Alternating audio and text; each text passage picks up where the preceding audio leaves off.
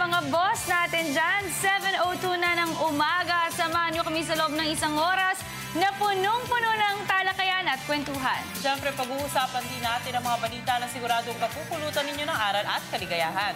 Isang oras po para himayin ang mga malagang usapin na may kinalaman sa atin bilang mga boss ng bayan. Pero bago yan, sabay-sabay muna namin kayong babatiin ng Good morning, boss! Good morning, Aljo, Morning. Carla. Magandang umaga. Happy Monday! Back to work!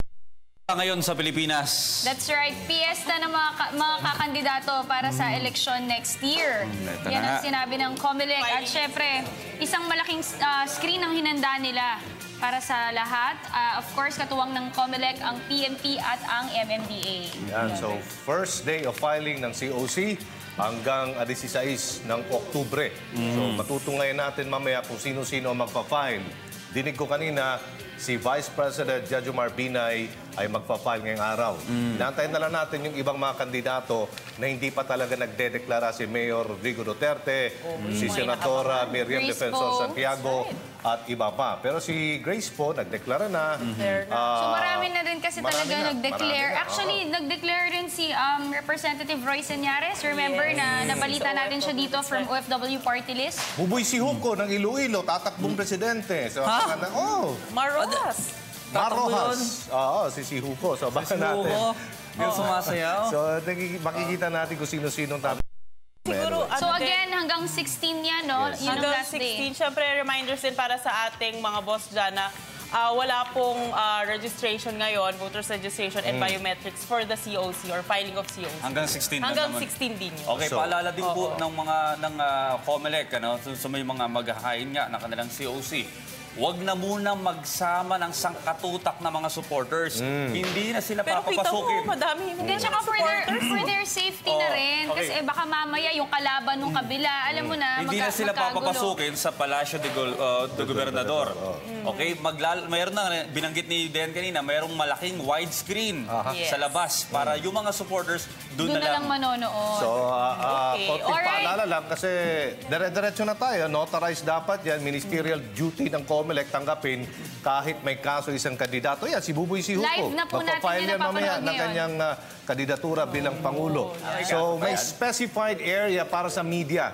Hindi dapat silang pupunta doon, dudumugin yung mga magpa-file upang instructions dyan. So, may mga panuntunan din, yung mga party list, hindi lang ngayon, may manifestation of intent to run, hindi yan between October 12 to 16. So may mga designated, hanggang May 8 sila pwedeng mag-file ng kanilang certificate of candidacy. Magandang usapin din yung party list representative. Ibang usapin din yan pag-usapan natin. Mamaya mayroong Pero mga syempre, bisitang abogado para linawin yan. Pero syempre, would like to remind everyone na mag-file na po kayo at mag-register, rather, ng inyong kasi no biometrics, no vote. Pero hanggang 16, hindi pa po pwede mag-register. So, mababaliwala lahat to kung hindi tayo makapag-register. Exciting. Hindi tayo Pagandahan makakaboto. kasi Very dito, exciting. pag VP President, dito ka sa Manila, COMELEC, Department, Law Department ng Manila, COMELEC, NCR, Congress at saka Senado, dyan pa rin. Pero pag outside Metro Manila, mga kongresistang tatakbo Mayor. sa municipal and cities outside Metro Manila, doon sila sa election officers.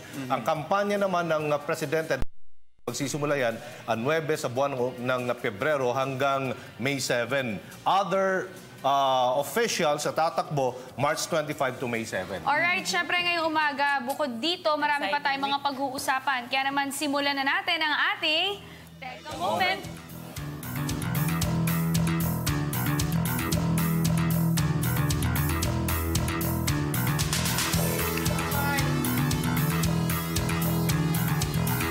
Alright, para sa ating unang Teka Moment, syempre ito para dun sa mga dumadaan sa Quezon Memorial Circle, dun sa may elliptical road near Quezon Avenue. Part po nito ay magsasara muna for 21 days. Ito pa rin po ay isasara nila at least 3 weeks for the continuation of the drainage system project na sinimulaan po nung September last year. So maraming medyo maaberya. Pero yun nga, kailangan natin mag-antay dahil para na naman sa atin itong lahat. At least 3 weeks, 21 days at least. Okay, paikot yan yung elliptical road na yan. So from Kalayaan to Quezon Ave, yung East Avenue, pabilog yan. So lahat yung dumadaan sa Dito elliptical tayo. road. Tayo, Visayas Avenue. matatamaan yan. So for 21 days. For traffic 21 dyan days for because sure. it involves the installation of a 300-meter pipeline from Kalayaan Avenue to a creek on Quezon Avenue. So, nagkaroon kasi ng nabablock ng PLDT line, so kailangan nilang i-realign or ayusin. Umaga tayo So that will be for Pabor sa 21 inyo kasi days. nandito lang kayo sa likod. Diba? Sa Agahan na po Visayas. natin ang pagpasok lahat. Kasi may- maraming government for offices sure, dito eh. magta-traffic. Totoo. Maga na lang tayo dito Sigurado yan. pupunta. Damay-damay yan eh. Hanap ka na lang ng alternative na Department of daan. Agriculture, DNR, PTV4, yung mga empleyado po yan, agahan natin ang Sa pagpasok. C5 may daan dyan, likod na Luzon Avenue, iikot ka na ng... Iwasan mo na yung circle.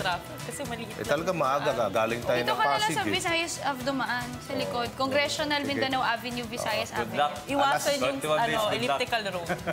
Alright, so syempre ngayong umaga, bukod po dyan, marami pa tayong mga interesting topics at live discussion sa pag-uusapan, Aljo. O yan, so mamaya mayroon po tayong law expert. Pag-usapan natin yung filing po ng Certificate of Candidacy. Tanungin natin, pwede bang i-file ang COC through mail? Pwede bang i-file yan through representative? Yung substitution, no? Tanungin natin yan hanggang kailan yan, December yata. So, alamin natin ang mga panuntunan sa pagpa-file ng COC which will begin today, October 12 hanggang October 16. Okay, pag-uusapan din natin mamaya yung kahalagahan ng pagiging SSS member. Importante yan. Maraming mga benefits ang SSS lalo ngayon. Di ba, Audrey? Siyempre, yung Islands of Good Governance and Bone Joint Awareness Week ay pag-uusapan rin po natin mamaya. Mapapanood din natin ang ETC I Love My Culture at ang ASEAN TV.